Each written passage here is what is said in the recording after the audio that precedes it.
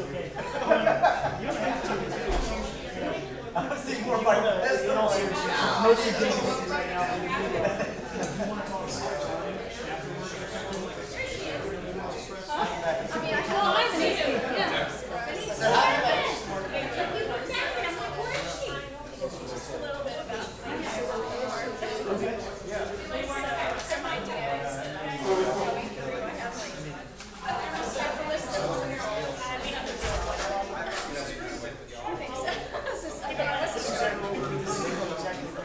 okay. I mean, I was just like I'm used to like those kind of meetings, but I don't want to be the one standing up.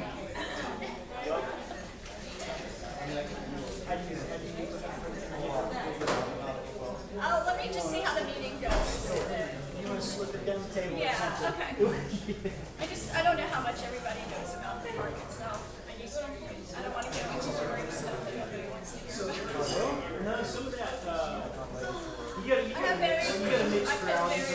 Oh my God, I have still Thank you for joining us. You can see where you want to sure to take the most hidden spots. actually, I was going to talk about one of your parks. But I don't know if you remember yeah. And actually, I was trying back. I was meeting my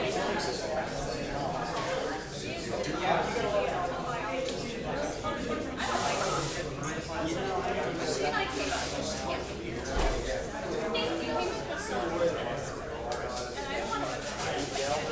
We're trying to get a little discussion going here. Sure, this is on the ground. Okay, yeah, Ian told me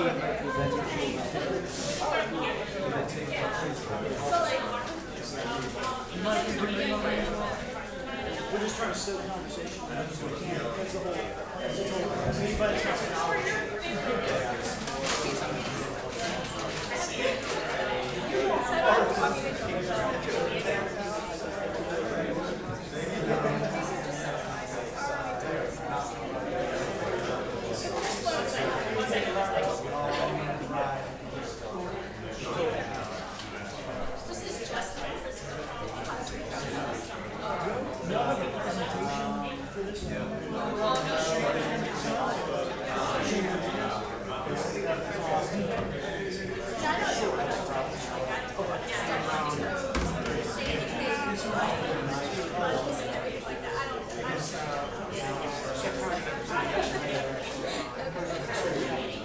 I'm staying.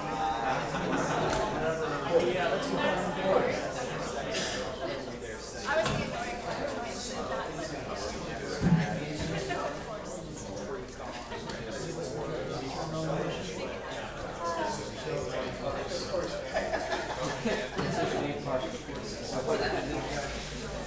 But now that we have it there,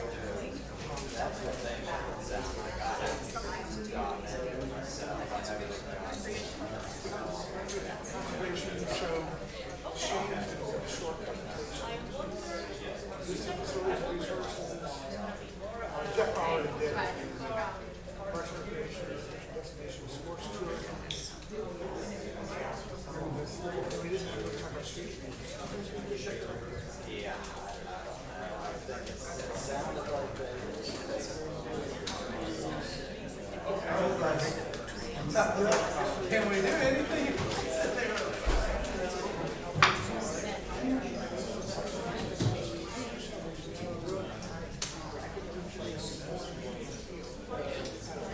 Good to see you. Where's the not hot seat? that's what I said. I still The camera's over there. I asked him if If you want your face on camera, oh, that's fine. sit over here.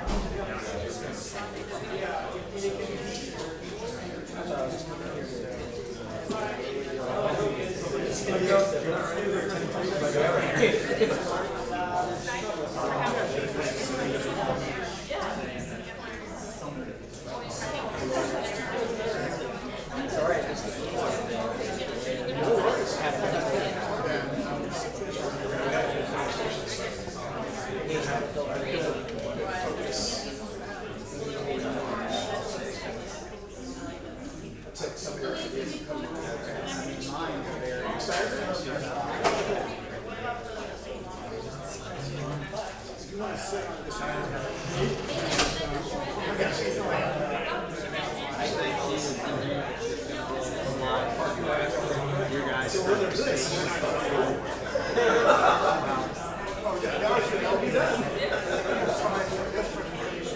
don't have anything beyond what.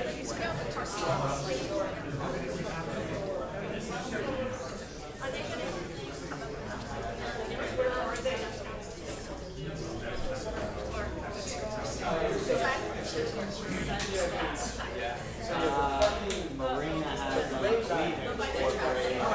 Good to see you, doing all right? It's been a good conversation so far. Good. I'm gonna grab it too. I know you're doing a presentation. I have one. I didn't know it was, but I'm ready. I'm gonna pull you to the other side. You got a picture. Is it a hardline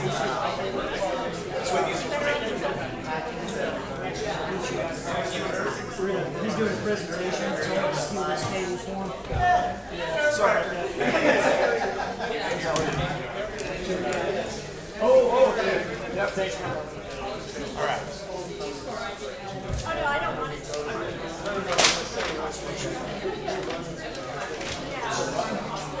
Another format. 5 minutes, 10 minutes, 15 minutes.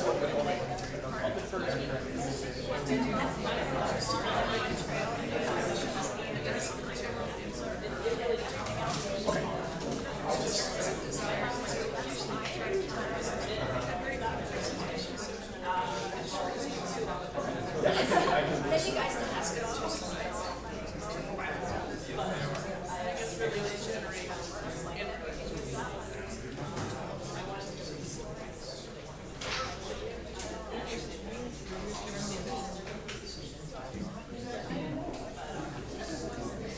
She knows, she's coming. Yes, this is from. That's no, it's not. That's done.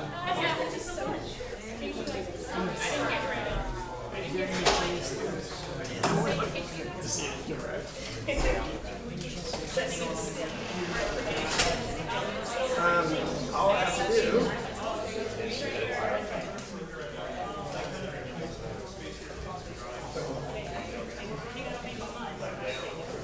All loud speaking should be encouraged from the room.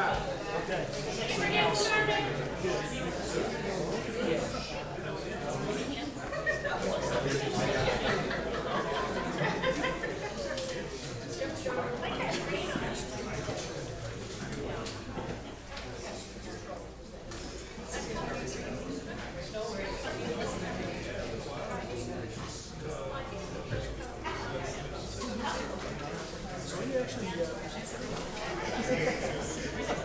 Yeah, so I was like, so I have something ready. I'll try to keep this to 5 minutes and move very quickly.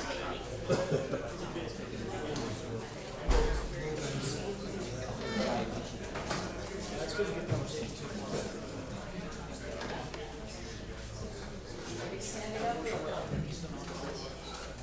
Welcome, everyone. This is the recreation and conservation session. And obviously, it doesn't cause as much trouble as everyday traffic. So we have a slightly smaller group that will do our introductions just the same. I'm Liz Plater-Zybert, and part of the DPC team is with us at the table. Otherwise, they're all listening in the back. And let's continue with the names, and then we'll start with the discussion. I'm Rachel Taylor with Excitement Partners. We're one of the local landscape architects. And Dick's Kite produced the What's the yard book called? The New York Pattern Book. New York Pattern Book, which was in my presentation last night. Brian Baden, City Council member. Sharon Keys and Park Central Alliance. Paul Wisington, Planning and Zoning. Allison Strange, City Council member. Peter Bazzelli, Weitzman Associates. Camp Baptist Deputy City Manager. Phoenix Strange, local high school intro. Next row. Oh. Tamara Warnick, just the citizen. Just. I'm just going to be a pain in the ass.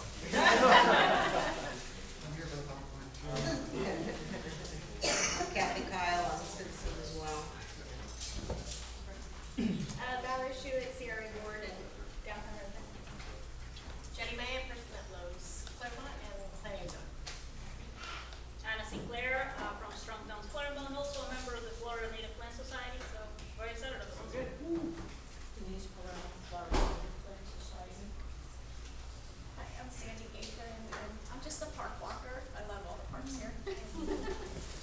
Clermont, Parks and Recreation Director. Corey Cody, Parks and Recreation Manager. Clark Modica, Modica and Associates Environmental. Rob Fox, Clermont Economic Development. Shane Fernandez, ABA Ethos and American Bicycle Association. And Northrop with DGZ, I'm the project manager for the form-based code plans. So what seems to have worked well is starting out by inviting your comments on the topic, the things that you care about, your concerns and desires. And then we do have some short presentations from Clark, who's part of our team,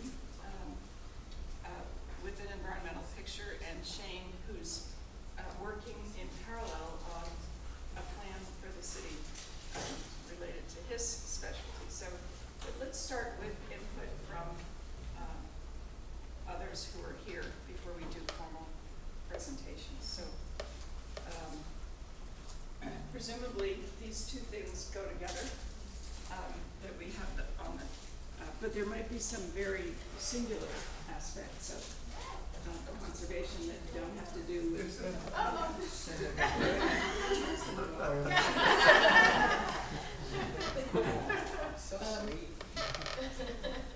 there might be singular interests that, in which they don't, these two things don't mix. But yes, please start.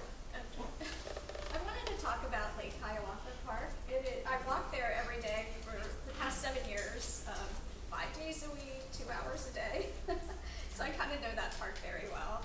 And I don't know if anybody has been there, but it's beautiful. It has 220 acres, a passive park area, and then a wildlife preserve. And we're just so lucky to have that. It actually started in 2006. The city of Clermont acquired the land. It was like $16.5 million. So this wasn't just like some land that was sitting around. They had to actually buy it. Lake County, they also helped fund it, and our taxpaying money funds it. And then we had a lot of state grants that helped fund this. And it was all really designed to be a conservation park and a passive park. So passive activities like bird watching, walking like I do, picnicking. We have a couple of piers. It's really incredible. I've never been there yet. But the front part of the park is maintained very, very well by the city grounds department. They do a fantastic job. What do you mean by the front? Okay, so when you look at the park, as you're driving down 12th Street, or 561, it has two names. You drive down, and then on the right side is the Lake Mineola, and on that side there are a couple of piers, and then people can fish on, or just take a walk over there. And then there are there's a bathroom facility and a picnic area, and then across the street from that is the main part of the park. And we call it the common grounds area. So there's a playground, there's another restroom, there's another picnic area, and then there's a walking trail that kind of takes you around the, there's a 18-hole disc golf course over there. And then there are 2 dog parks towards the front. And then, okay, so I kind of separate, that's the passive park area. And then as you go towards the back, there is a wildlife conservation preserve. And unfortunately, over the years, that preserve has not been very well maintained. And I think at this point, a disc golf course designer just now received approval to put a temporary 18-disc golf course in the preserve, in the protected wildlife area. So they're going to be leaving on June 1st. So thankfully, the council was great. They gave them a deadline. They have to be out. So now after June 1st, we need to take over. As the city, as community, we need to do something to make that an even better park than what it's been. And what's happened is over the past, I would say at least 3 years, we've had major storms that really kind of destroyed a lot of the park, and there's no distinct trails anymore. There was one that I used to call the peaceful path, and I'd walk through, and then there was like green everywhere, kind of almost a canopy, and it was really nice. I love that park. And now the discourse, of course, they kind of destroyed that park. But we can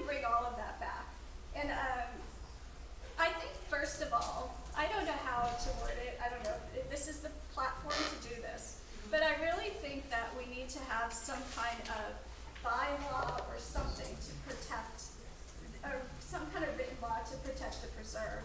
So I would say something like individuals and organizations are prohibited from using the conservation area for recreation. And the Parks and Recreation Department and the City of Clermont cannot authorize the use of the conservation area for recreation or to sell. Because you see all these land developers. I mean, what if they say, hey, we'll give you $30 million for that preserve? We can't just have like a governing body say, okay. So I don't know if this is the platform to do that. I'm not sure. And then I was I've had a few different conversations with Rosie Mulholland, and she's a wildlife biologist who actually helped get some of the original grants for that park. And she knows that park very well. She's kind of disappointed with that the park wasn't exactly maintained the way it should have been. The preserve, not the park. The passive park is fine, but the preserve is the problem. And she and I came up with a list of some possible things that we can do, some goals over the next 10 years or so that we can actually work on slowly. And the first one is really to establish a trail system. And it's not exactly hard. I talked to the grounds guys, and they said it's not that hard. We can carve a trail. And I don't care how many miles I walk a day. I just walk for 2 hours. But a lot of people care about like if it's a half-mile walk or a mile walk. So I think it would be great to establish a trail system with a specific distance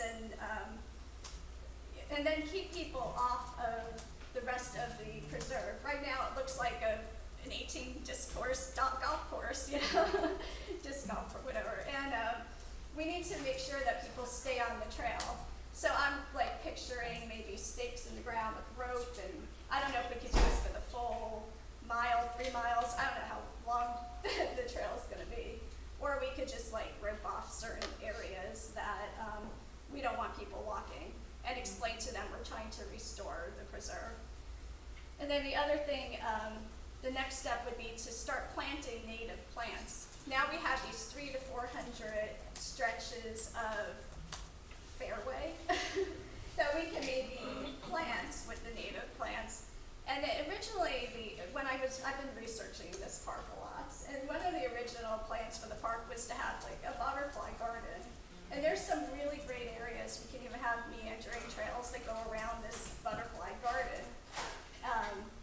And then like an herb garden, they were supposed to have citrus trees put up. So we have like a lot of land. This is like over 100 acres. I can't tell you how long. I don't know how big the preserve part is, but I know it's going to be over 100 acres, and we can't physically plant 100 acres worth of stuff, but we can start slowly, and we can get our community involved. We can have the Boy Scouts, the Girl Scouts, elementary. I was an elementary school teacher, and I ran an environmental club.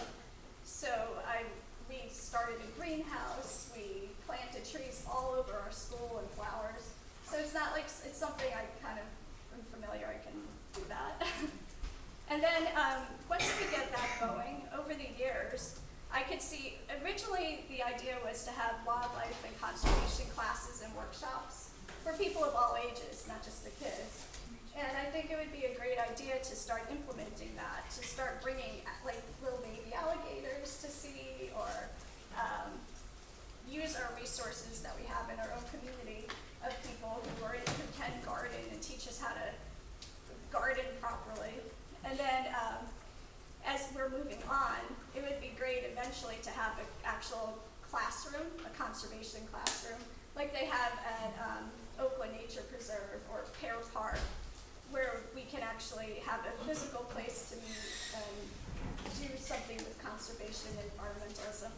And then the last thing I came up with is like, I think they do this at Pear Park, to have a wildlife watch post and swamp overlook. So those are like very far-reaching goals that we might need grants for. And, but I think there's a possibility to be able to reach those goals. And I'm willing to start a Friends of Lake Hiawatha Park group. And this is to protect and to help restore and to maintain the trail system that we have. But I don't want to do it unless I know like the city would want me to do it. Because I'm not going to waste my time, you know. So I talked to a lot of people because I'm at that park way too much. But And a lot of people said that they would like to be part of that and to help. So, So there was gonna be one of my questions was if there was yeah, there a isn't one now. not-for-profit. that But I'll be worries happy to about start this. it. And then I know the funds can be a problem, but right now, we spend $2,000 a month on mowing just the disc golf course, the wildlife preservation area. There's areas that we mow that we don't even need to mow. And if we have an actual trail that goes through, all of that area that they mow it could just grow out, or we could plant things or whatever. So we could save a lot of money on the mowing part. Then in back of the preserve, there's open fields for no reason. One is a burn site, and we need that, so if there's a storm, we have a place to burn our materials or debris or whatever. And I know the grounds department told me that they can actually mow it, but that's a departmental thing. I can't. I don't know really what I'm talking about as far as the money and the departments and who's responsible for what. But as I'm walking around the park, I could see like the grounds department, especially if they get a new Kubota, they could actually drive around and keep the trails flat. They could go in the back and mow that one little burn site and let everything else either become things that we plant or become part of the preserve. So this is a great positive suggestion, and you've even volunteered, which is even better. But I think that we can carry this kind of idea forward. We can talk about it with people who are here. No, I would like to second, Yeah. I guess it's not seconding if I'm agreeing with all of the points, multiple things, but basically, yes, what she said, I would like for the comprehensive plan and the code to take into consideration that there's a difference between a park and a preserve. The goal of a preserve is to retain as much wildlife as possible. In nature, nothing goes to waste. So what looks to us like dead leaves, it is actually the nesting sites for a bunch of different species of pollinators. So the whole goal of Lake Hiawatha Preserve should be that, support wildlife. Can I add something? Yes. So okay, so that was on my point. So I'm moving away from Lake Hiawatha and kind of like taking a look at the rest of the city, particularly downtown, which is where I live. I think that the city is better able to support that wildlife as well. I have never been to Singapore, but many decades ago, they were known, I believe, as Garden City. And because they made a conscious choice of making sure that there was open space for all of its residents. And Singapore is massive, it's extremely dense. This is important that we preserve some green areas for residents, but recently they went even beyond that, because a garden city is very manufactured. It doesn't do for wildlife what native plants can do. So they move away, so they step away from the concept of garden city, and now they have become a city in nature. And that's why we go to a hospital in Singapore, and it's not just a parking lot like we have, not to diss them or anything, but like any hospital, like South Lake in. Thank you. It doesn't look like that. It's actually a beautiful garden full of native plants, full of ponds that people actually, not just the patients, just people actually walk through. So I look at downtown and I see a bunch of blank walls. Some of those we could fill with art, but we have beautiful masonry buildings. Why don't we just put trellises on them and just shoot vines up, like native vines that can support all of our local butterflies that use those for to lay eggs? Why not? Of course, more people are going to request trees, but we have the beautiful big canopy trees, but there's also understory trees. Those also serve have a good purpose. There is wildflowers, there's bushes, there's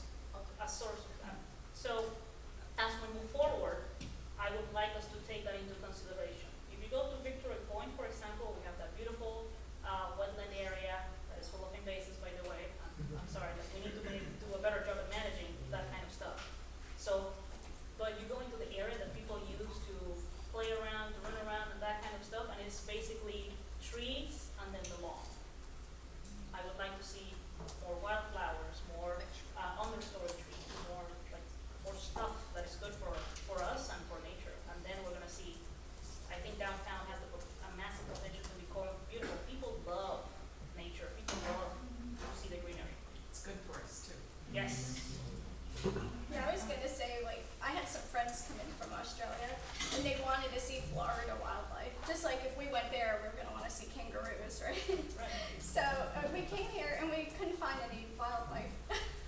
We walked around for hours, no wildlife. So they went down to South Florida to Waxahachie Park and found their alligators and all the kind of birds that they wanted to see. But we need to have that here because people come here from wherever and they want to see Florida wildlife. So we need to bring that wildlife back here. Alligators in the comp plan. Introduce them. That's no problem. We actually had a panther sighting a couple of times now. So, and they're protected. I don't know, but people like that. There might be some bear nearby. Yes. Yeah, to this point of making things more beautiful and more natural, I think probably you see it more in Europe as well, where everything isn't turned into some piece of lawn, you know. Lately, I've been moving around the city, and I've lived here since 1979, by the way, so I've been here a long time. And I've been looking at all the areas that the city mows, that if they were just turned into prairie, basically, if they just had wildflowers growing, the city would not have to mow any of that. And it would create wonderful habitat for bunnies and birds and stuff like that. So I think it would be great for the city to think about what they don't have to mow and what they can plant instead in you know, all you gotta do is cast out a bunch of wildflower seeds and have some rains come up and that kind of stuff can take over. So that was one of my ideas. Another is that I see along the lakefronts, I know we're trying to remove invasives to some extent, but I see, to me, way too much greenery being taken away from the lakefronts and making it where that habitat is being pulled away. That would be where, again, ducks and bunnies and small birds and so forth would be living in those areas. I live by Sparkline Water Lake, right by Waterfront Park, and in the 8 years I've been in that spot, number of years, I think it is 8, I've watched them take away most of the shrubbery that grew around the edges of the lake, which was where the ducks had shelter from the hawks and raised their babies and all this other stuff. And most of that's been removed with weed whackers and stuff. Every week they're out there taking more and more of it down. And I think it would be better to leave more of it or bring in stuff that can be there that is appropriate and non-invasive for those areas. So we might talk about that balancing act a little bit later. Right. What other ideas are there? I think some of these have been conversations already, so I'm gonna keep this short and just kind of affirm my support for some of these threads I've heard, not knowing a ton about them, but to me, it's very important that we have accessible public parks in all 4 quadrants of our city. We don't have that right now, and I think that's important with shade. Also, micro parks, pocket parks, like obviously I think about that here in the downtown area, but then as we also talk about redeveloping these town centers around the city with the redevelopment plan, let's prioritize these pocket parks, micro parks, in nature. You know, those are just beautiful and fun, and obviously, yeah, we do a lot with nature, mental health, so. Preserving our historic parks, I know that's a conversation, put that there. The middle mile idea, love that. Okay, stream referrals idea, we've talked about that, I think, a little bit more. I love that, connectivity. And then, we need here in this area, some kind of recreational waterfront activation. We have this downtown, located on a lake, and a bike trail. Winter Garden doesn't have a lake, it has a bike trail going through, it's much smaller kind of footprint for downtown. They've got options where people can get gear, and they've got multiple options. People can get gear and go, and activating these incredible assets. We don't have that. There are reasons for that, but I think that's important that we can steward and encourage that. So, the parks in each quadrant, we can take a look at that. We're trying to, the string of pearls that you mentioned, we have a very clear picture of that, and even some of your elected leaders use that to get to downtown. And we're trying to make a show whether it would be possible to have green connections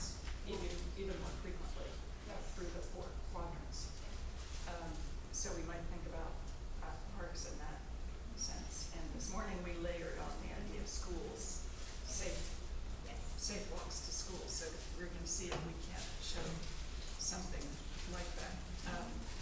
But it would be useful, I think, to hear what some of that activation along the lake might be, if you've heard, have you been thinking about that? I have been thinking about that. I mean, bike rentals, kayaks, paddleboards. It's also important that whatever's down there though is integrating into the downtown.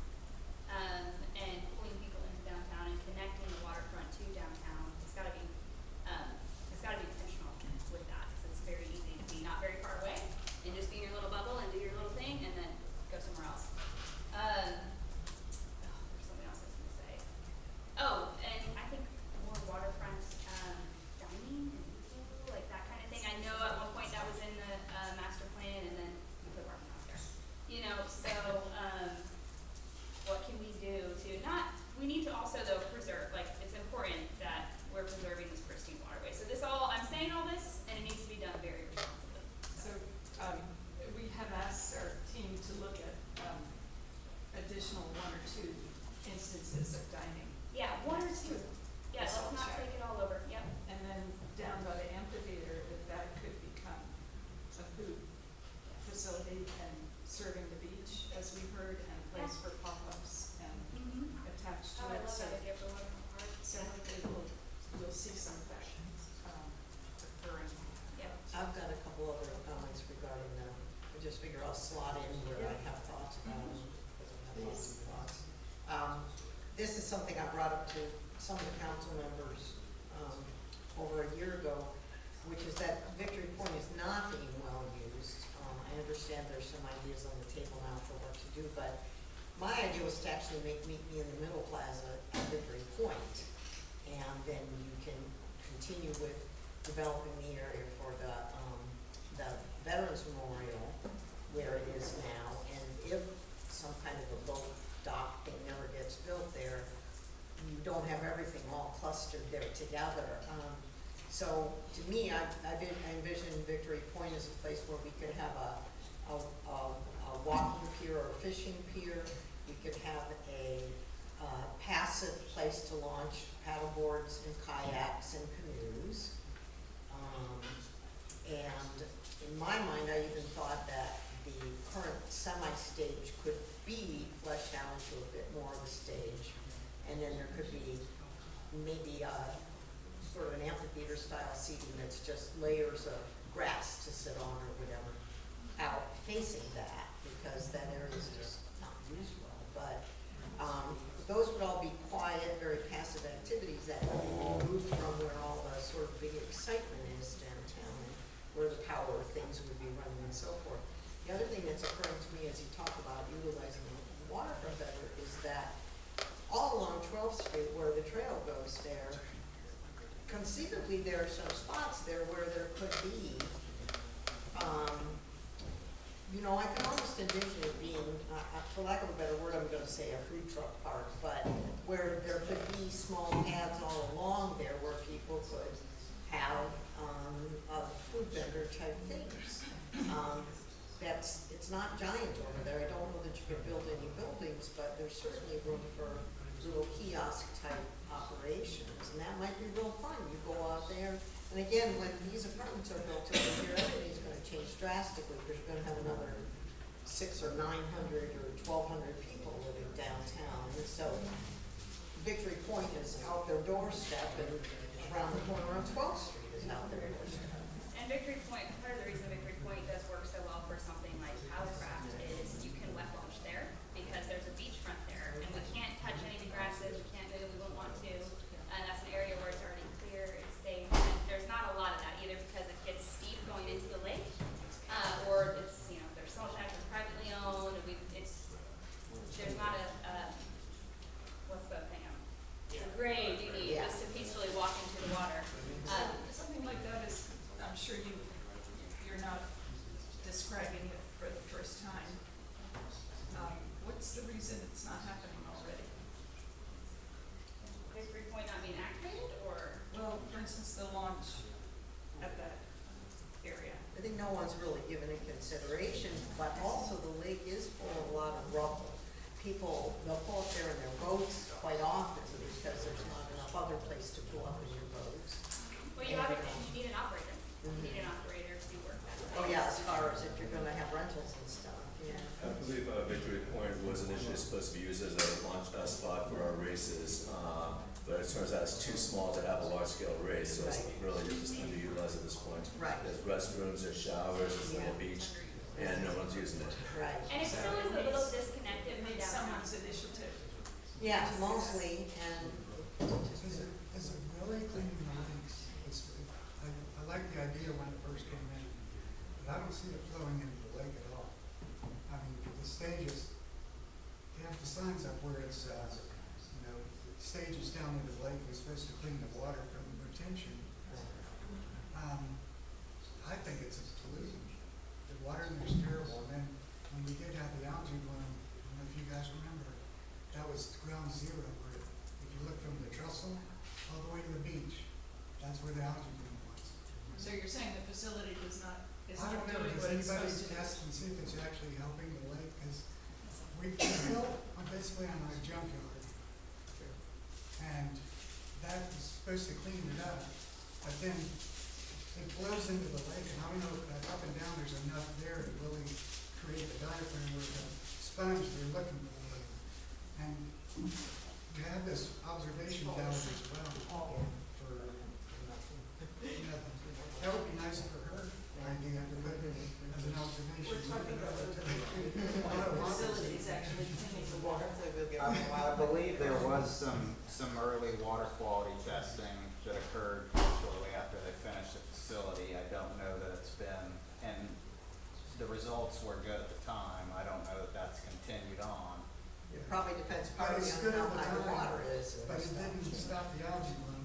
Yeah. And now our lake, we still have, the Israeli company, are they still shopping our pool out there? No, that was a one-time grant that they So got. they're not even doing anything? No, we were actually involved in the project as well, so they're not gonna be coming back, but what you're talking about is one of the things that I looked at in the comp plan, and additional ways to treat stormwater. There's some other options out there, so that's something we're gonna be. Yeah, I like the berming where it has to go under, like they did at Crystal Lake on this side. They put the retention where it has to actually go through the ground to get into the, not Yeah. try to create a. Yeah, Rather it's, than a direct. Clermont Triathlon Club does multiple open water swims in that lake every week, and there's multiple triathlons each year. I never hear of anyone getting sick swimming in that water. I was coming yesterday, I'm not gonna say. But I just think if we're underusing that Victory Point, it should be changed. So much of this has been focused on the area of the lake and of course the park that's next to it. How about the other quadrants of the city? Just to kind of follow up on this conversation, particularly the comment that was made that there will be parks in each quadrant of the city. That would be ideal, but I would like to be sure that when the city, if we go in that direction, that they ensure that all of the parks are equally manned, so that the folks in this area, in this quadrant, has the same access or availability to participate in the same things as other quadrants. I don't want us to lose sight on Victory Point of this and the lakes, but we make sure that all citizens of Clermont have access to adequate parks that serve the needs of those that live in that area. And we talk about the cutting of the plants around the lakes. Having been a district administrator at Central Florida Tourism Oversight District, formerly Reedy Creek, and talking to our environmental people who were responsible for the waters of Disney, I learned so much being there. I never knew that plants determine the life of the lakes, right? And how they look at the bugs. So before we say they're coming and they're weed whacking, the greenery that we see should stay there. I'm sure our city is aware and familiar, our departments are aware that those plants that they are taking out are for the life of the lake. We may like the way it looked. I thought things just grew the way they did and we were happy with that. But being out there, I have learned now that it's a whole science. So let's not just say, this greenery looks good in the lake, and every time we see the city every 2 weeks coming with the weed whackers, there may be a reason to that. And if we let everyone know why we're doing it, because it keeps our lake fresh and pristine as they are. But it might ensuring that all citizens, when we look at parks and recreation area, that we are being, just to all citizens in all areas, regardless of the area. That makes me think of another thing, which is access to lakefronts, which of course we have the beautiful mile here in downtown, but in other areas, there are a lot of houses that back on the lakes, and there's only maybe one public access, a right of way that's open, and it would be useful, because I'm not sure that we have this in our drawings yet, is if we could mark where those are, to talk about whether there should be more, or how they're being handled, and we don't have that map yet, right? No. So maybe after the session's over, those of you who are familiar with that aspect could work with Ben to Yeah. mark a map, and then we'd love to show where those are, and talk about future ones potentially as well. Other ideas, these are all very constructive, thank you.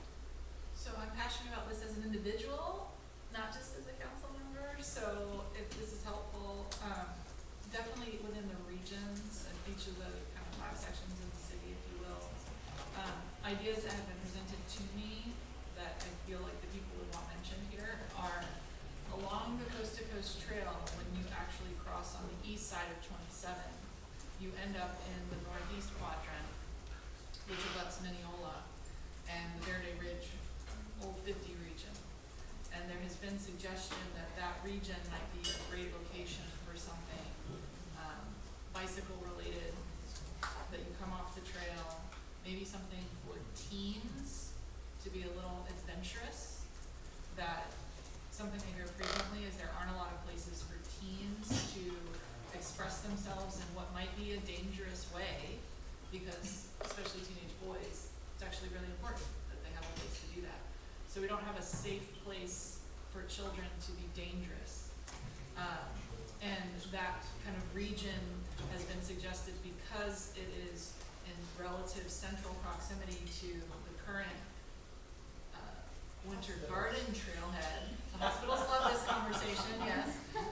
The Winter Garden Trailhead, and also what has been described to me, I'm not a bicyclist, as that the curve from when you get on the lake shore, so not Lake Shore Drive, but the lake shore. So when you come from Mineola and you curve to the south, it has been described to me as a moving experience for people who are on their bicycles as they come around, they see that sun setting, and it's apparently an extraordinary experience that moves their souls as well as their bikes. So it's kind of in the middle, that Verde Ridge section. So, just, I'm gonna interrupt you for a minute and ask you also to mark a map for that, and you're reminding me that, our team this morning after the morning session suggested that we, invite people to, what did Marina call the special places, the places you love? Yeah. To mark the map, of what the valued spots are, so that, we might actually make a map of those. So please, work with us at the end of this session to do that. Another area of potential opportunity in conversations I've had with people is in the Waterbrook region, which is going to be the southeast section, south of 50, east of Hancock, west of Emiliana. Waterbrook has 1,000 homes and one pool that probably could fit in my backyard for 1,000 homes. Their community center does not have a fourth wall. So, very interesting development, really very intelligent people who live in that area. The cost of living there is very high to buy into that, and just they have no amenities currently. What they do have is a space, and I don't know if it used to be an old sand mine, but it's in the northwest kind of section of their parcel that creates an opportunity for another Hiawatha park that could be maybe built out. Or maybe the disc course. Yes, I Take it out of the house. I think they would love that actually. I think they Again, would. speaking for them, as they're not here, maybe that's not appropriate, but something that's kind of a passive park. We had a great deal of conversation when the developer came in that will be building the town center there. the developer, as part of his ordinance, has to build a golf cart, underpass on Hook Street, when he builds Hook Street, to connect his commercial development with the residents of Waterbrook. And there's a great deal of discussion about the lake that's there, and then their passive land. So I think that's a really neat potential region, and the conversations I did have with them was if the city was to participate, it would have to be a public park. And there was an openness to that. Put me in this right there.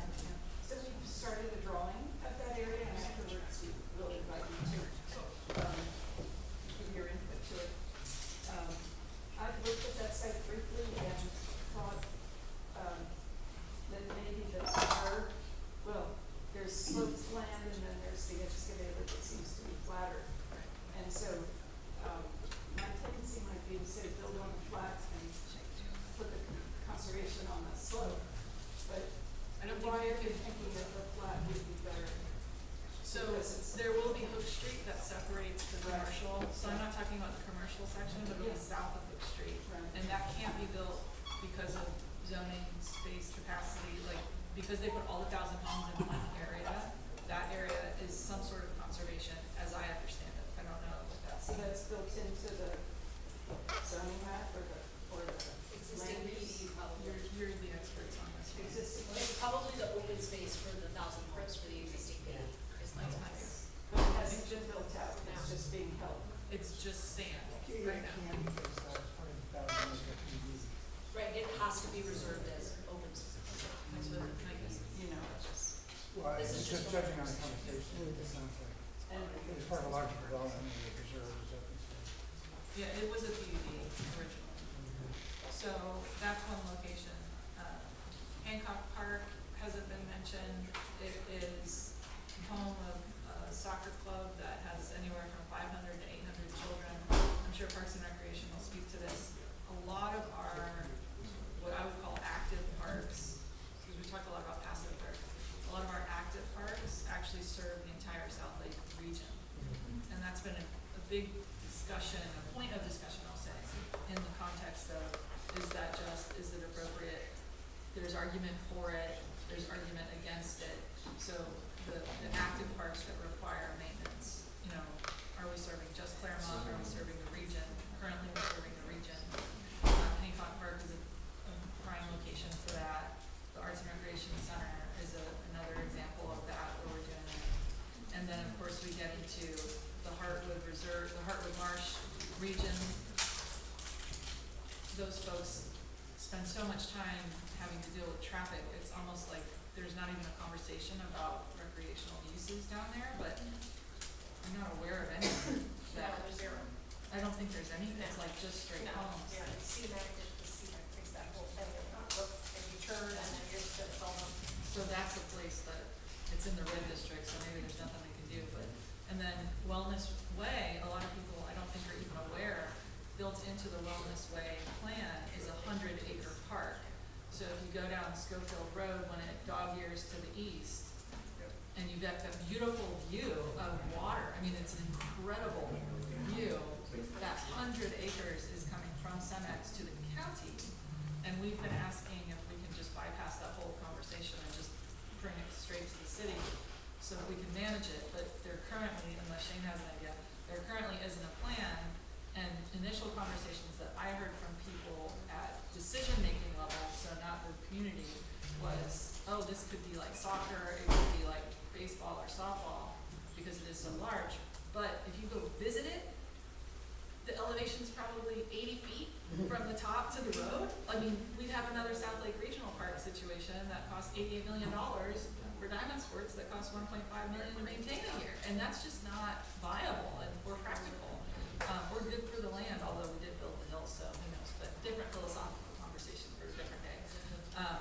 So those would be all the places that jump out at me as potentially large arts or recreation districts, not so much arts, but recreation, and then dealing with the passive versus active. And I would suggest that every citizen should be 5 minutes. I think this is a national standard, or maybe it's an urban standard, but every citizen should be a safe 5-minute walk, bike if you have to get to nature. Not just the park, but nature. jump in again, because one of the things I want to make sure to mention today is that all over the United States, really all over the world, mountain biking areas trail biking areas have become increasingly popular.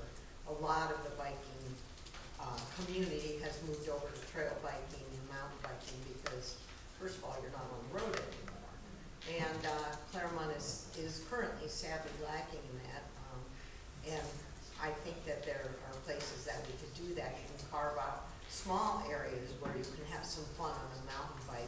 Right by the boat ramp, there is some land that could have some little, what they call a pump track, where you just kind of get to go up and down some little rollers with your bicycle. But Bentonville, Arkansas is an absolutely fabulous place to check out to get ideas for that. They've taken a flat paved trail section, and to the sides of it, they've put little simple things you can ride on. And then you go up the hill and you have bigger things you can ride on, and then you go higher up the hill and you have all kinds of crazy stuff you can do. And they've also fleshed out bike trails and things all over the town, all over the area. But again, it's happening everywhere. I went through Dothan, Alabama, and they had a fabulous trail and mountain biking park there. That's just rural Dothan. So who initiates and maintains those? Is it the city A government? lot of times there's an organization, like there's the Outdoor Mountain Biking Association, who gets involved in. A lot of those, the technology's changing too. So we're doing one in Milan Park, West Virginia. It's completely concrete. You've seen the asphalt. So depending on the activation and level you want. Well, right. I mean, that's more of you're doing skills and stuff like that, I think. But I personally, at my age, I'm not going to be bouncing around on concrete. But I love the regular old trails and hills and little fun things like that. So this has been very informative, and it would be great to give the others who are here, especially the city staff that's charged with making things happen and maintaining them, and probably it's an impossible task to have your perspective on what you're asked to do.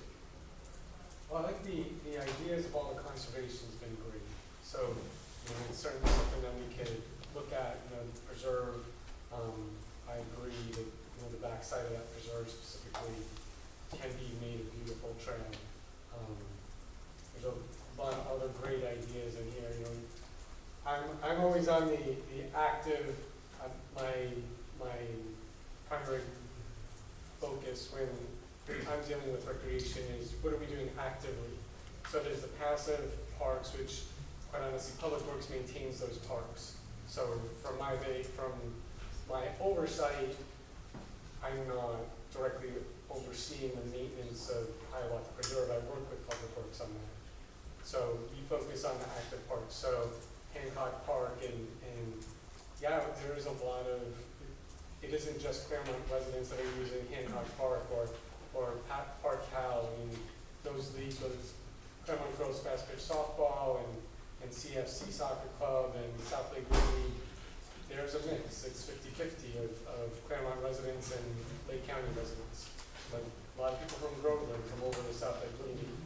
So that's something that we deal with.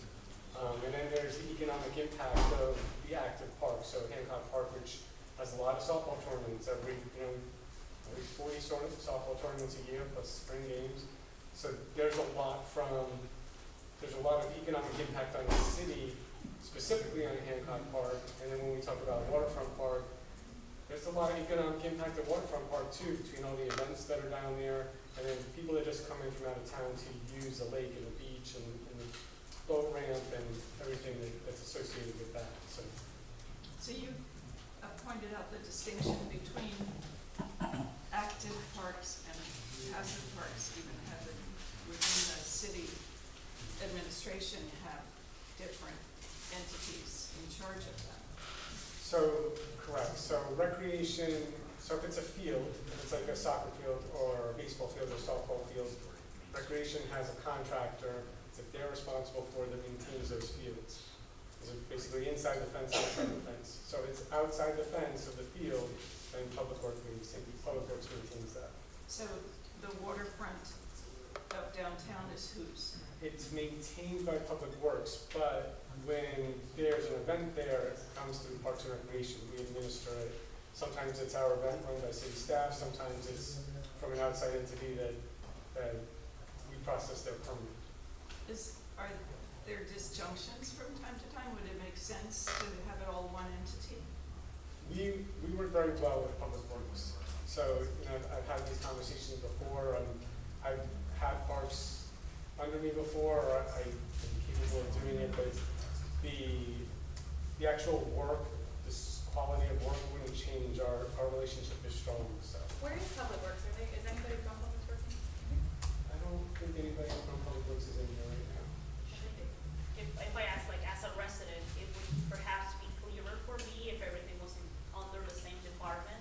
Because if I am going to ask about a concern about a particular park, now I have to check, well, like, whose jurisdiction is it? So we have a similar issue with roads. A lot of people complain about roads, but is it a city street, is it a state, is it like, so I would like to avoid that as much as possible for all of our facilities, including parks.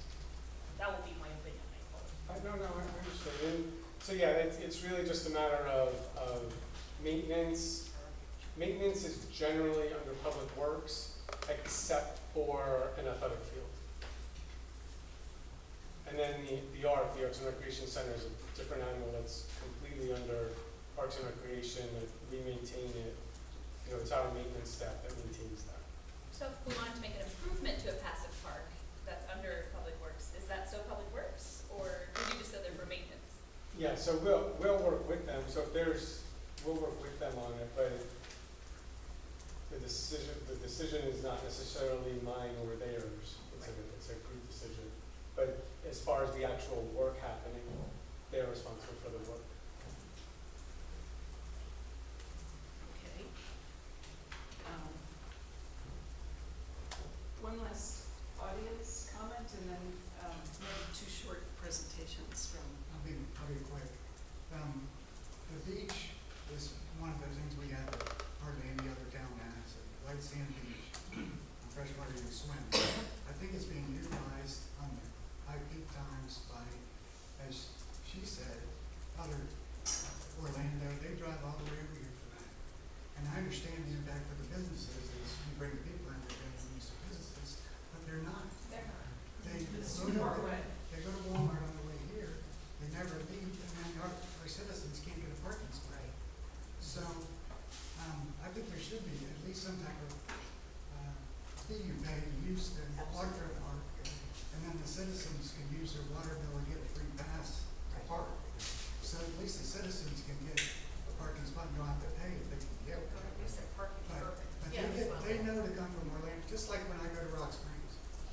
I plan on waiting, I plan on paying, but I still go.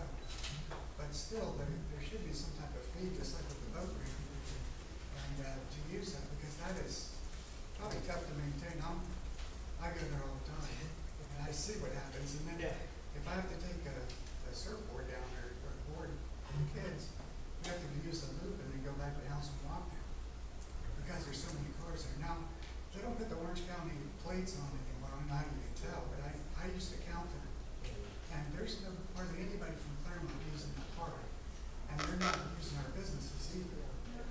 So, they should gladly pay a fee, and I know they would, because they drive all the way over here, because it's a fantastic amenity we have that nobody else has. I think it's the biggest white sand beach in Florida on fresh water. And if you want to sunbathe, you can do all that. It's a beautiful facility. There's 7 water fountains. Has that ever been considered? Well, there used to be charged for many years ago. It cost $2 or $3 to park down there, and then that was taken away. They removed the fee for that, but it really should be free for citizens, and then a relatively substantial charge for people who don't live in the city of Clermont. If you try to go to any other Gulf or Atlantic beaches just to pay a parking meter, you're going to spend at least $20 in a day. And I'm not sure if that happens with pickleball either, because I think we have a huge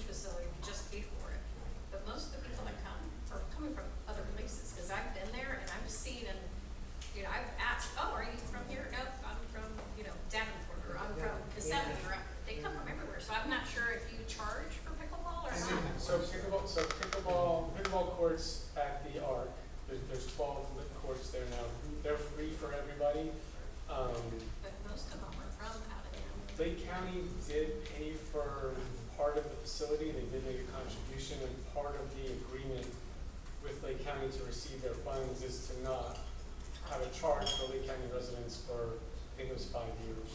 So we still have a few years on that before we could consider having a charge.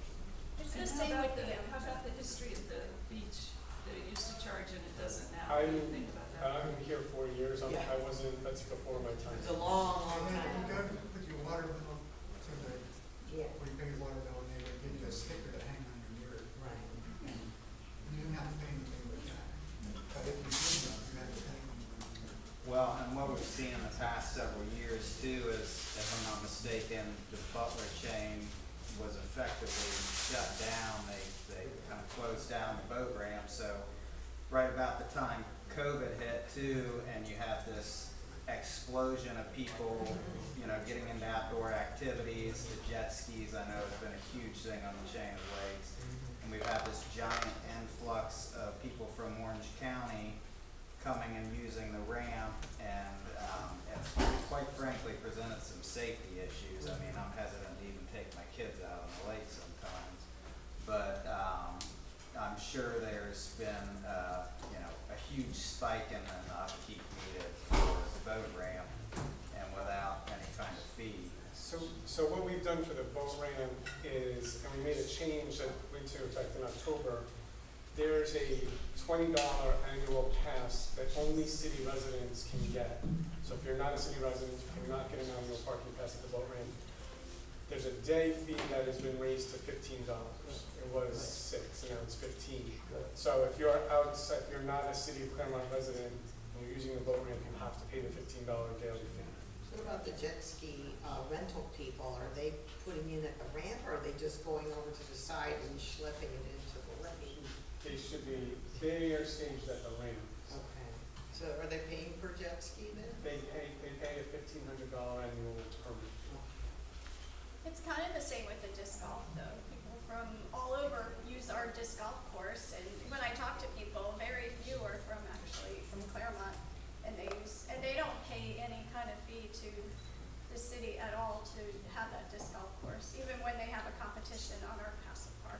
But they're gonna eat lunch, and you said, Yeah, but they I don't. went to They Eustis just come. yesterday and I had lunch, and I played golf on their course. And we went to a restaurant. I mean, that's kind of what you want. Yeah, but the majority of the people I see are just coming out in the morning, they do their 18 holes, and then they go home to Davenport, to wherever they're from, Orange County. I mean, I talk to everybody. All right, So, but that's just something like, why do they not have to pay a fee for the use of our park when softball, soccer, or other teams have to? I think we can So make some. Lake Hiawatha Preserve, my understanding has been, and there's an agreement, we don't charge anybody to use any of the facilities at the preserve, and as part of the agreement, we're not allowed to. I know that's been sent to the city attorney recently.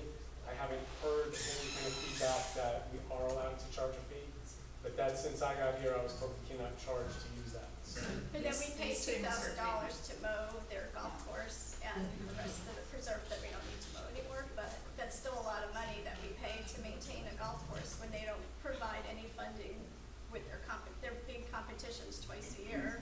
So I think that should be addressed, that they need to So participate. you know, I think we are hearing loud and clear about, And I wonder, call it overuse, but, yeah, I just want to be clear, I'm not against charging a fee for Hiawatha, I've just been told we're not allowed to. you know, so those things might be worked on in the future. If we could, Clark, are you prepared to show us a couple of slides? Sure. Are y'all able to? So a short interruption, we're going to put up 2 slides from the consultant who's assessed environmental concerns as part of the comp plan assessment. I do. Last night. And, so you can see it's a short, this one's a short one, but you might have to read each statement so that we can really see them. Yeah, so, This is part of your comp plan assessment this is work. part of the comp plan assessment work. I read through it and looked at it. The conservation element, stormwater element,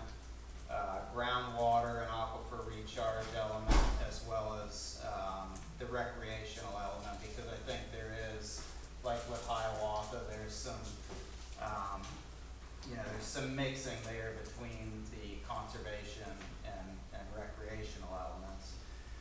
So, some of the positive things, the comp plan is generally consistent with regulatory agencies, the state, DP, the water management districts, federal agencies as well, the Army Corps, when it comes to protecting the natural resources, surface waters and wetlands.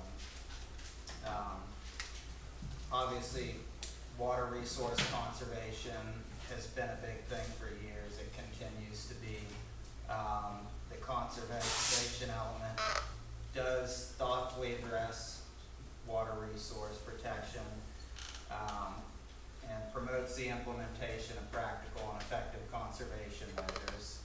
I think there's room for improvement there, as there is with all of these, but. Clerk, does the city have purple pipe? It does, but not everywhere. So this is, water reuse. Yes, well, conservation in general, but for the most part tied to reuse and, yes, through the. And how is it reused? Irrigation, I don't know specifically if the city itself has any recharge areas, any rapid infiltration basins. I don't think they do. So the reason I brought this up is that in crossing from one parking lot to another along the waterfront, I noticed there was a purple pipe in the ground. And so that's quite a positive effort on the part of the city to be reusing treated water. Yeah, absolutely. There's definitely been an effort there. I think there's room for improvement there. I know there has been, specifically with the Wellness Way area, there is no reclaim running down to that.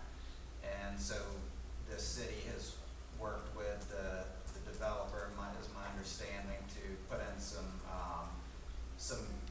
2 12-inch wells, I think they are, instead of pulling off of the potable water. Your slide has disappeared from the screen. Thank you.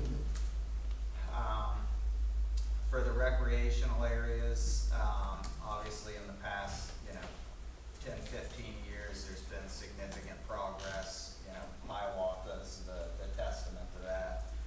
Waterfront Park as well. There's certainly more to be done there, but definitely taking some steps in the right direction. And those are the 2 primary waterfront access areas, right? The other lakes are minimal. Correct. There are some city properties on other lakes. There's a small city park on the north side of Lake Minnehaha.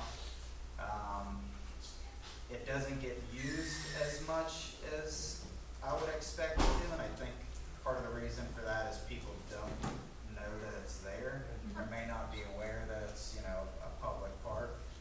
On the weekend, there may be a couple people down there hanging out. It's Indian Shores Park, I think is the name of it. We call We it call it Peter Peter Park. Park. Yeah. Peter Pool Park, Yeah. from back in the day. Yeah. The new people call it Indian Shores The Park. Crooked River County or city? It's Crooked River City. The Crooked River is county. Yeah. And so, again, another area where there's probably improvement there, some additional things that could be done with Peter Pool, Indian Shores Park. There's also some other smaller areas. I know someone mentioned a food truck going in next to Lake Dot.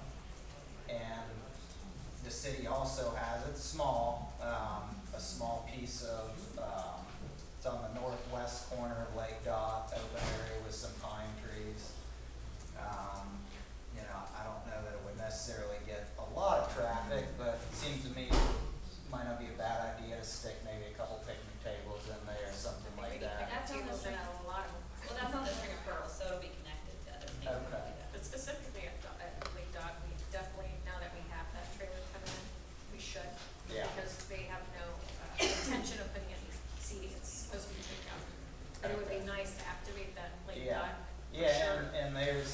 there's enough room there to put, you know, put some tables and have something there. And same with, you know, Crystal Lake, we were talking about Crystal Lake yesterday. It has its challenges from the standpoint of it's got a steep grade around it, but it would be something to look at, you know, possibly a walking trail. Maybe a boardwalk. Exploring something. It's a beautiful lake, and there's the little Veterans Park there across the street. But again, I think the Veterans Park in and of itself is very small. I don't know if I've ever seen anyone there. But it doesn't get much traffic except if people happen to be going, you know, taking a walk and Because going. most times you can't climb the steps. Yeah. It's very steep and dangerous. It is, and that's certainly the grade there is. Plus they got a park on the side of the road, like the traffic coming through, which Yeah. one of those roads should be taken out. There's two roads right next to each other. There's Crystal Lake Drive, And and then then you got Third Street. runs And basically parallel to and it. then it's, nobody can use that park, but it's a veteran that, an older veteran. Yeah. You could take out the little piece of road right along the lake, and then that would allow. Just take it all the way to the Gantry, down to the lake, yeah. So Yeah. So certainly some different options there to. Now, the park in the front, the one that everybody goes into downtown, it's the main street that goes in, there's a park with the, actually, I'm sorry, it's the lake, little pond or whatever. Center Lake. Center Lake, thank you, Center Lake. Is there anything that can be done to activate that? Just because when somebody comes to downtown, it'd be kind of nice to see somebody, you know, we're all doing the arts, you know, art places, do some like statues or, you know, not statues, but you know, I'm thinking of Coconut Grove, where they have all those different art installations, just around, just to kind of like, to welcome people, hey. we need to have alligators. We have to have decorative, art alligators. Just something right? there, just to, and then, Yeah. you know, more seats around so that. For those of you that have been around here a long time, you might remember that Center Lake used to get more traffic Right. years and years ago, and there was a nice walking trail around it and some, you know, like a calisthenics course type of thing.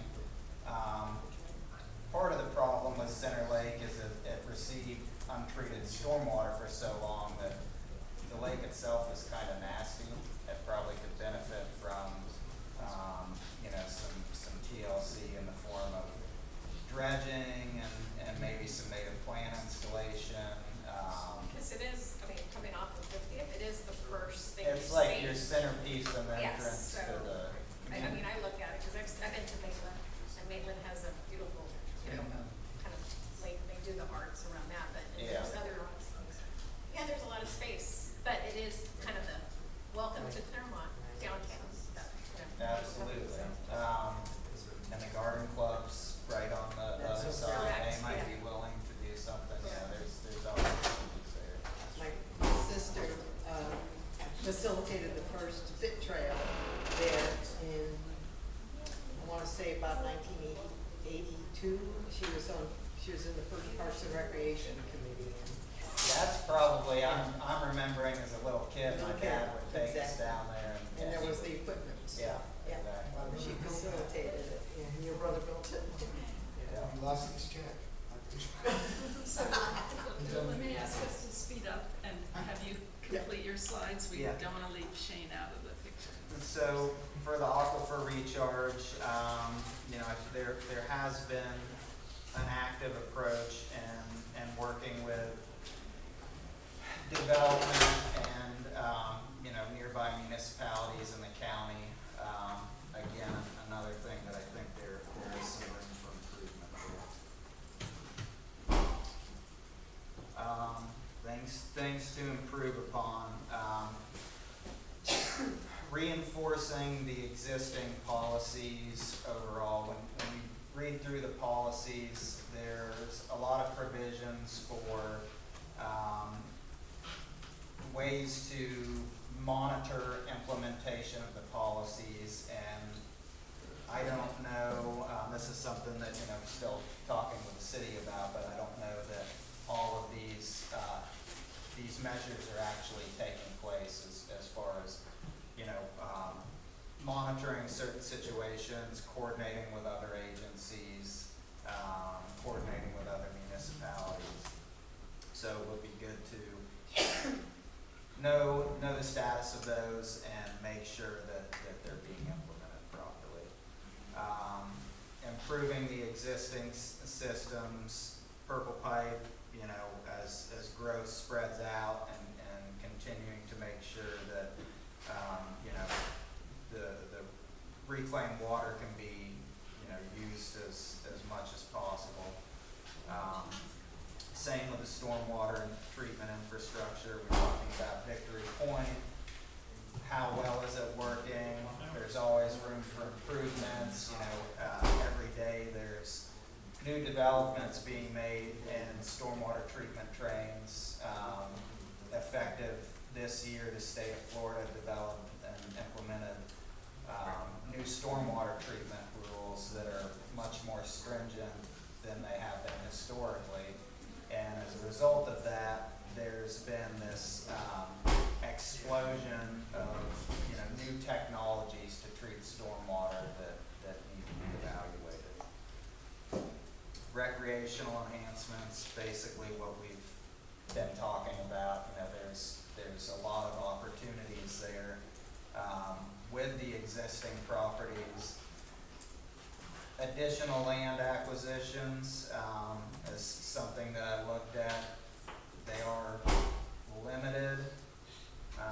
There's some that exist that we can talk about with the city. Land's not cheap nowadays, certainly, but we'll take a look at that.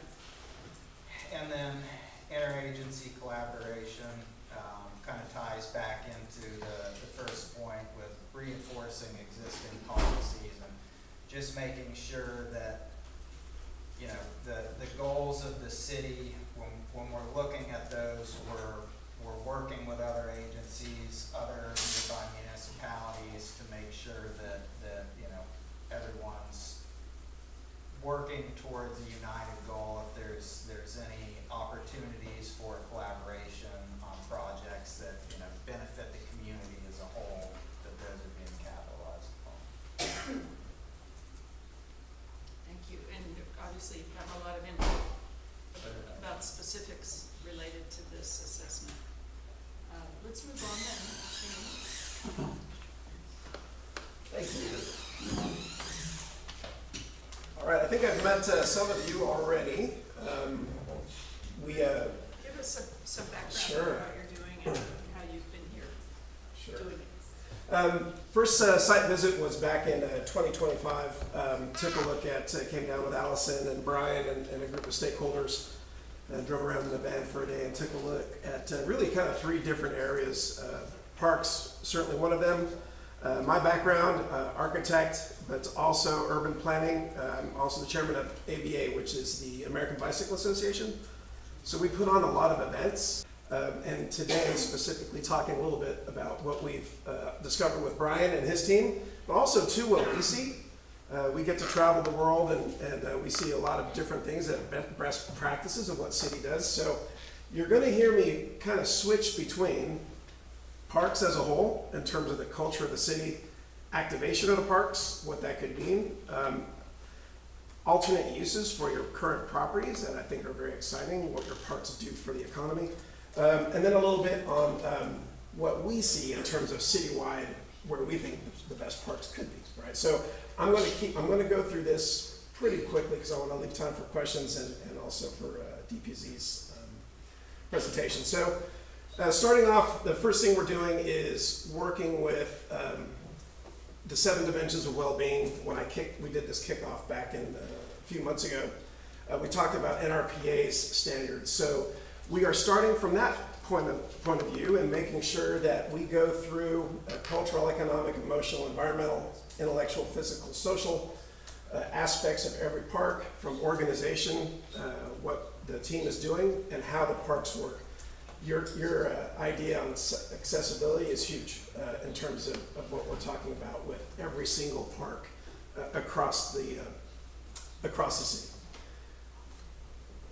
The way we're doing that is we're looking at park use. So these are just frequency, durations, demographics, activity and recreation, the activity type, the duration, and then the frequency.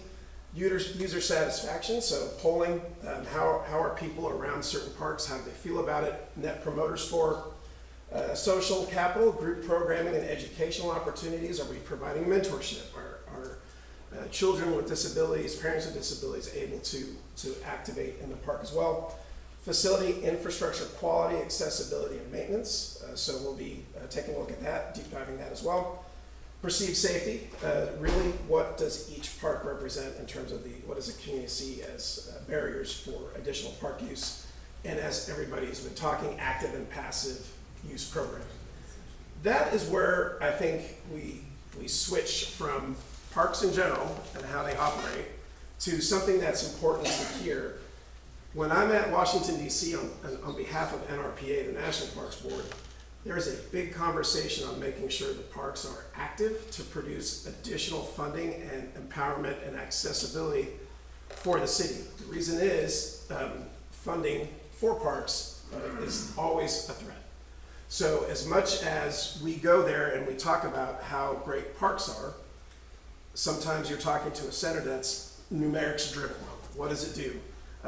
Okay, it's a great place for wellness, but what does that mean? So one of the things we do is we come in and talk about activation within a city. So Clermont, authentically, in terms of a lot of the parks I've worked with, is one of the most exciting parks I've worked with. Parks host. When I took a look at the county's economic development numbers and restructured them, your parks are actually your biggest economic drivers in terms of activation impact and economic impact of tourism and visitors. And so Waterfront Park, everyone's been talking about that one. Hancock Park, the Lake Ridge Winery, we'll talk about it here in a second. Legends Way Ball Field and Lake Louisa in terms of location. Softball, winery, triathlon, and festivals make up the top 5. You can see here economic impact that occur in the parks. This is what you currently have. What I'm working on, Brian and the team with during our stakeholders, is looking at what else could you leverage that is right in front of your eyes. We talked about Clermont's Art and Rec Center, huge opportunity with this, 193,000 visitors last year.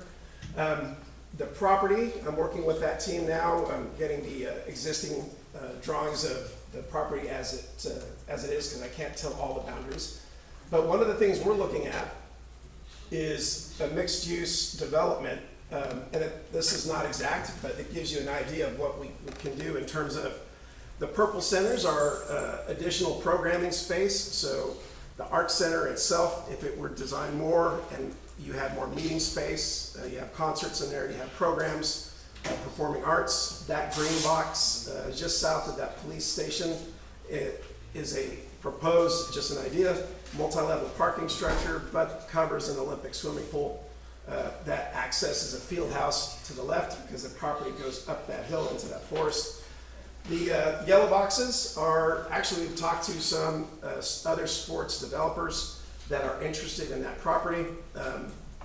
So their property goes all the way down to the road. So this could be tiered, and I also know there's some traffic issues, so an additional road could be implemented. So just additional thoughts. If you are able to, even if these are just pad sites, or I wouldn't recommend design build, I'll let somebody else do that in terms of build to suit. This is additional revenue that not only helps the programs within the park, but that you can funnel into the park system itself. We've all been talking about Waterfront Park, so I won't berate this. I will say I'm really excited about the direction that I'm hearing from everybody. We're seeing the same thing. So this purple line, or this pink line, is my team took a look. We do a lot of trails. A lot of our bicycles aren't just road. So I loved your comment. We have a lot of mountain bikers. We have kids on Strider bikes. So those are the Fred Flintstone ones where you're just pushing. And when families come to downtown Clermont, I think they're going to be a different, you're just going to have provide something different for them. That connects the string of pearls. So The pink line shows a trail that our team kind of mapped out pretty quickly. The green boxes you have on the east side, you've got, or your west side, east side, you've got McKinney Park with the orange box of land there, and I think some of that's a Volkswagen dealership, but that could be mixed use. You have the ballpark in the middle, and then connecting back down to the South Lake Trail there on the river. I really think that the lake that is right there on the trail, huge opportunity for some dramatic experiences. The next area I want to talk about is the swales. So I know we're talking a lot about water, so I want to be sensitive to this. Done projects in other areas that have wetlands and they have water conservation and they have water storage retention. That swale right now, if you take a look, it's not being used. It's between the parking. I'm trying to stay out of parking lots. We've got houses on there, so I'm being sensitive to that. An idea you can have is have a staggered development there in terms of bringing activation to the water. These could be shops. This could be in areas that abut a house that could be a one-story only with green roof, where there are not sight lines impeding on a house. You could go two-story. So that's where you bring more of the salt shacks and you bring some of your downtown mixed-use retail, restaurants, sidewalk cafes, and you really start to, when you take a look at an experiential plan of this mile in the middle mile, you want that variation. It's no different than when you walk through a shopping mall or you walk through a park. You're going to these anchors. You have travelers coming through on this, where I just really think this is an opportunity that can really be leveraged. I know there's a lot of conversation on boat docks. Again, I represent BMX and X Games, so I tend to like things I see in Europe. I think there should be several docks around that mile. In Europe, they activate these with pods. You have kiosks. You have your storage for your stand-up paddleboards, so your kayaks are in there. The boats pull up. Some of them have skateboard ramps on there, and on that lower right, those are swimming pools that they actually build using fiber nets that can go 1 foot deep, 2 foot deep, 3 foot deep, and you're not worried about your child getting swept away. Coffee shops, things like that. So just an idea. I think you've got it. Public art, you guys nailed it on the head. I think this is Lake Geneva. When you walk down that path, shops and restaurants on the side, they open up to parks, and they have the public art actually in the water so that your eye is constantly moving. You have a whole history of heroes here. Veterans, champions, sports. I'm from LA. You have a walk of fame right here in this middle. So another thing that I think is possible is activating that water, just really putting things out there that can be moved that you don't necessarily need for infrastructure, but that this is a jazz festival in Switzerland. I just love the way that they are constantly making you move from trail to downtown to the water, and your eyes constantly moving. Like I said, I think this is one of your most picturesque areas on that trail. I think the nice water fountain there would do something to liven that up, which would be great. And then also too, I know DPZ is diving into this. You talked about Bentonville. My team, we did a lot of those bike trails. But in Bentonville, some of the buildings now, you can ride your bicycle up. The roof structure, this is a factory in Denmark. When I talked about those staggering roofs on that, they made a green roof you can ski down. You won't be skiing, but you can activate the roofs, whether it's a parking garage in downtown or these staggered retail places on the river.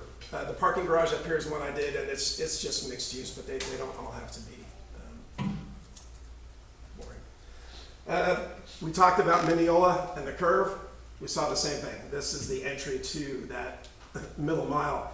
There needs to be signage. There needs to be a point of arrival. There needs to be excitement. There needs to be artwork. I love it, but I think that, again, just like you hear about Disney, we do a lot of museums. Museums have experiential plans. What does that person feel when they enter the parking lot, all the way to when they get to this quadrant, to this boat dock, to Salt Shack, to the rowing club, all the way down to West Beach. I also think too, there's a way you could link, if you wanted to, Lake Ridge Winery and Vineyards. It's pretty easy to do, and it's a major economic driver, and you're right there. I don't know, so I can take a look. One of the things that, if you're familiar with Iowa, they have, and I always mispronounce this, Raybri. It's a cross the state bicycle festival, and you have everything that they have, you just haven't activated yet. So in terms of, let's just talk about recreation and activation. There's some things that I saw. I know my team met with rowing. I did a rough calculation on what they have with the regattas and the events you have coming in. So for our athletes, I took what they had put down and gave Ryan Ritchie and our team in terms of athletes they're bringing in. There's a 3.2 participant factor to that, because a lot of times they're bringing family and friends. You added coaches. If they're here for 7 days, I just use that. And then I matched waterfront daily spending. The rowing events alone right now are roughly in that $5.2 million worth of economic impact in the world that I live in with events. A feast festival. So feast is, if you've seen X Games, it is wakeboard, it's BMX, it's skateboard. In France, they put the ramps in the water. You are already built perfectly for that. That's a $15 to $20 million activation that you are already authentically, the biggest action sports on the planet, athletes live here. So it's just, this is a diamond in the rough, and that's not anything you really need to build out. They come, they set it up, and they leave. Red Bull festivals, so you've got a lot of lakes, you see the inflatables, we're talking about Sugarloaf Mountain, you have a luge section. There's just so many things here in terms of action sports that Clermont is known for that you really could leverage. The Coast to Coast Cycling, that festival, that was a rough number from what Iowa does. So in terms of hot spots, in my opinion, these are what we see. That red line is Hancock Road, so we're doing a deep assessment on that we will give to the city, and we're looking at every intersection. That square to the north is your highest topical, in terms of your elevation above sea level, that is your highest spot. I just think that's an opportunity for something special in Sugarloaf Mountain. Down south, Lake Louisa, if you look, that was one of your top 5 activation points. They have water, they have trails, they have mountain bike trails. I understand the mountain bike trails right now are kind of difficult because they're sand. I'm designing the LA 28 Olympic course. I'm telling you, you can what's called armor those up. You can import things, and you can really take that to another level. For us, so we're looking at possibly a national hub. So that's a $200,000 or 200,000 square foot cycling facility, all disciplines. Right now, I really like this area, whatever that is. I know that there's some acres there. I just kind of put a box. I think that's something where a park would be amazing. Also here, this is just next to Lake Minneola High School. We talked about where Hancock Road and Old Highway 50 meet.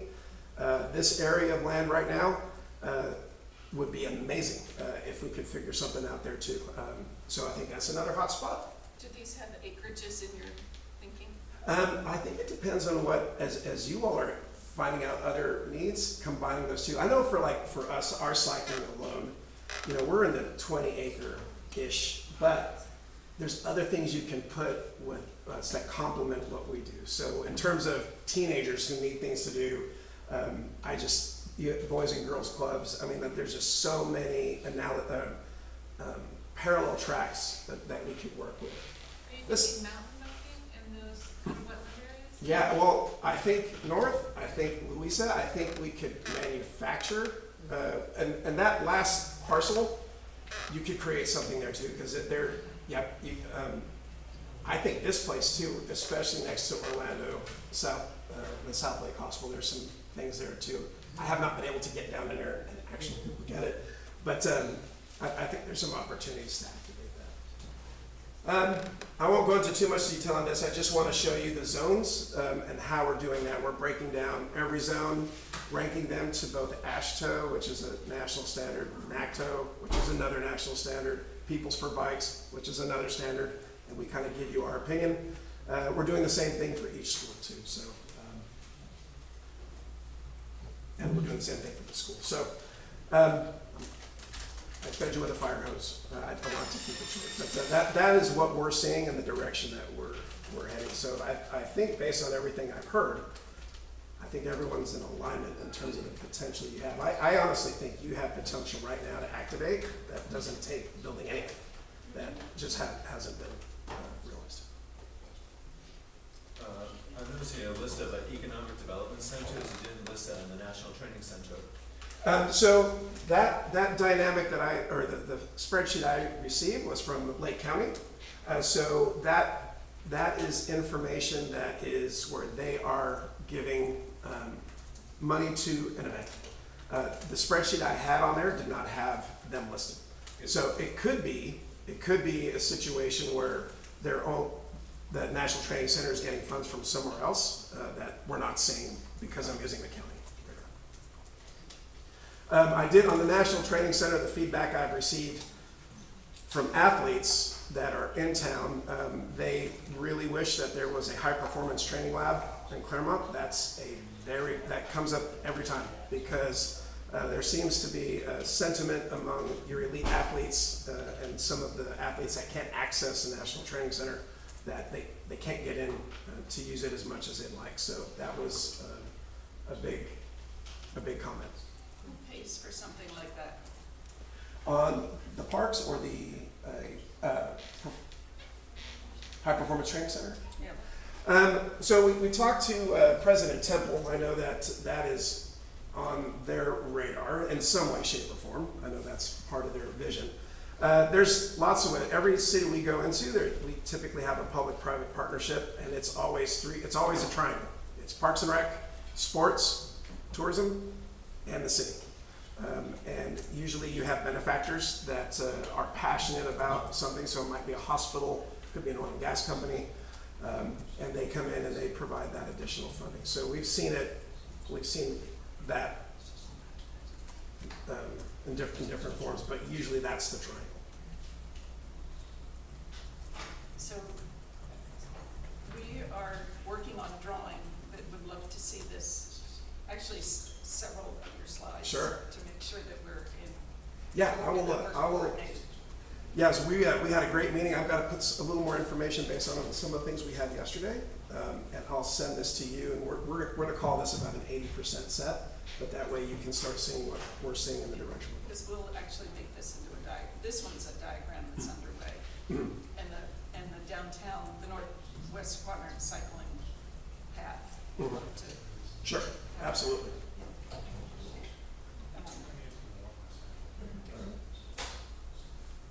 Actually, there were things all over your slides. We'd like to make sure that we reinforce them. Absolutely. Any questions or comments? Have we played out this topic for now? We ran past the hour and a half that we had, but I think we covered a lot of ground, and it was great to hear so many positive suggestions, people who thought about how to make all of this, or what should be there. Now, how to make it happen is probably the next step. Yeah, I was gonna ask that. Yeah, so like what is the next step? You're putting the plan together, how does it get implemented? What we're gonna try to do is make sure that that as much of this is visible, visually in drawings and text, and of course part of the comprehensive plan text.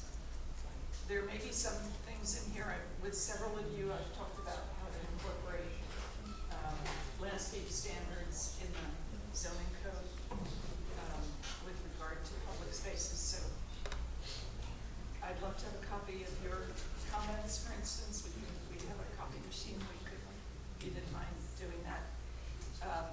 And then tomorrow we have 2 sessions on the kind of economic factors that Shane has introduced here, but both in the morning and the afternoon, which hopefully would speak to implementation. So that, and then tomorrow evening we'll try to pull it all into a very rough compendium. So, yeah, in the evening there will be a presentation.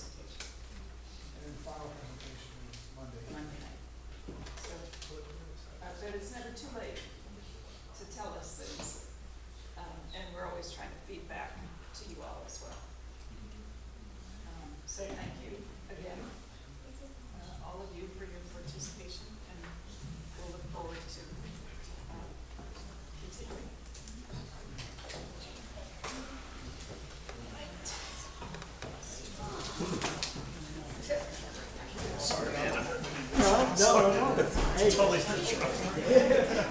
When my power went out and I didn't know where I was going, the battery didn't go dead. Yeah, that's a nightmare return. I got your back.